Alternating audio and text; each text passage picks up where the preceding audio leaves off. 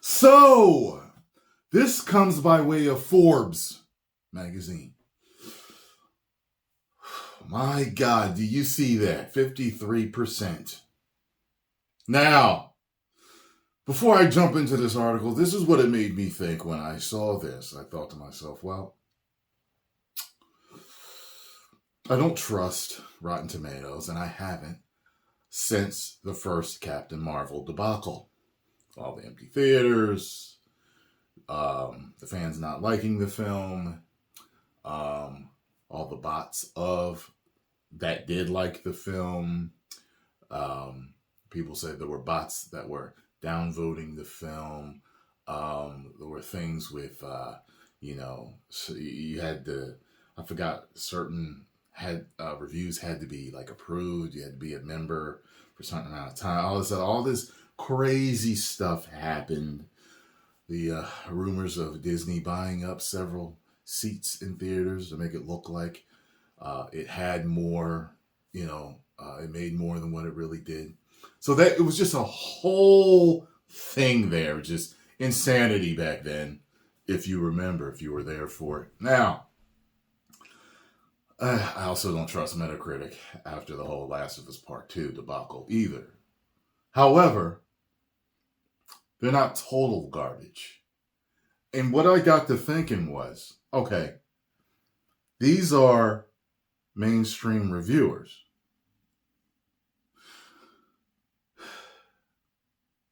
Many people say that the mainstream reviewers are shills. I'm not one of those people, although I do think there are some. I do. However, so you're telling me that even the shills hate it?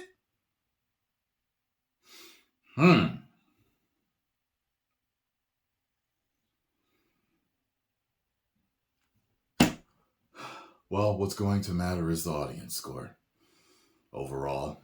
But what really matters is the box office, because if it doesn't make any money, it doesn't matter anyway. It doesn't matter whether I like it or not. Someone wrote to me today and told me, you got to check out Jeremy Johns. I can't check out Jeremy Johns yet. I have to see it first. I don't want anything influencing my review. You know what I mean? So that's how I do things. I always watch Jeremy and everybody else right after. So, if Disney was hoping that the hyper-positive reviews may avert a box office cliff for the Marvels, that does not appear to be happening.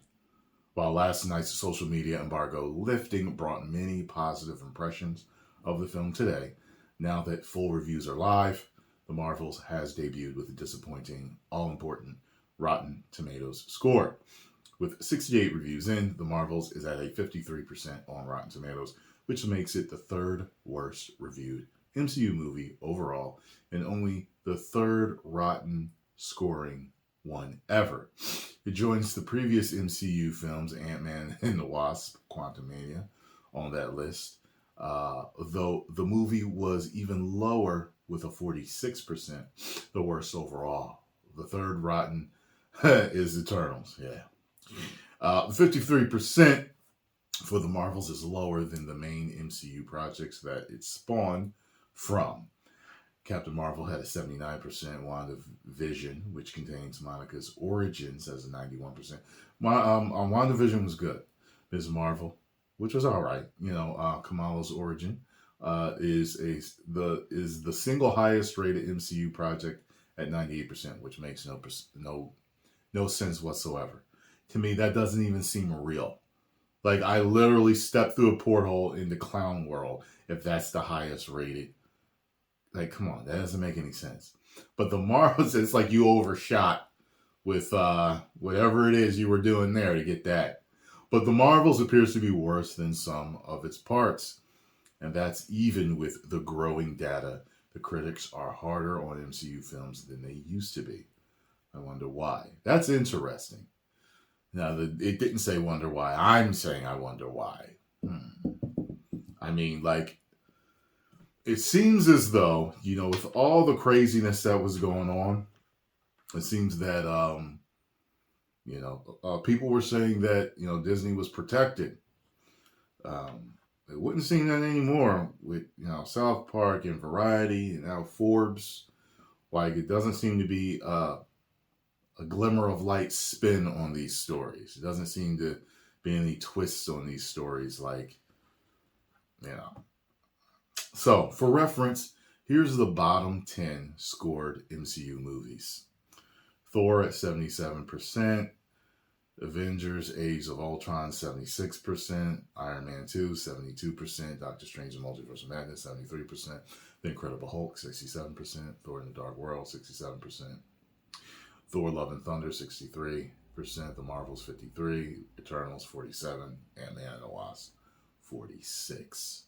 There is likely little chance we will get a fair sense of what audience scores will even be for the Marvels, as Captain Marvel was the reason Rotten Tomatoes had to change their score policies in the first place due to mass fanboy anger at Brie Larson. But even with safeguards into place, I doubt audience scores will prove useful. I wouldn't expect them to be high either way. Oh, God. The Marvels was already shaping up to be a box office miss for Disney, but low critic scores will once again feed into the narrative that the MCU has lost its sense of quality control. Again, I think certain amount of this is critics and audiences becoming exhausted with the MCU. But when projects are still good, they shine, like they did with the Guardians of the Galaxy. And they're correct with that. They are correct. People can be mad at you, not like some, but when something is really good, it shines through. You have your outliers, like something like I don't know, Andor, but that wasn't marketed right. People didn't even know about it. You got what I'm saying? So it was good, but people didn't even know about it. But people, all these other Marvel projects were marketed. So, you know what I mean? So there's no way to spin this as good news for Marvel. You see that? Even they're talking about the spinning of stories. This is very interesting. This is very interesting here. This is making me think, man. It's all bad, and it's a shame given that Carol Danvers was originally supposed to be a linchpin of this area. Yeah, that didn't work out. But at this point, the MCU needs big new entries that are more than just passable, which is what we seem to have here. We'll see more critics review soon, and the audiences will give their own opinions tomorrow. Then everyone holds their breath for the opening weekend numbers. Yo, and there's supposed to be some rumors of some leaked emails coming out. Yo, this is a hellstorm of stuff for Disney right now. The only way they can fix this is great entertainment. That's it. That is it. Great entertainment. Because I'm telling you, there's just one thing. I already told you guys. There's just one thing. If it comes out, I saw another YouTuber talking about it, but I don't trust this one YouTuber. I don't watch him that much, but every once in a while, they'll have like a really catchy title, but they'll be saying something that nobody else says. No, like no mainstream, no side stuff, no YouTubers, no. I don't see it anywhere, and I'm like, where did you get that from?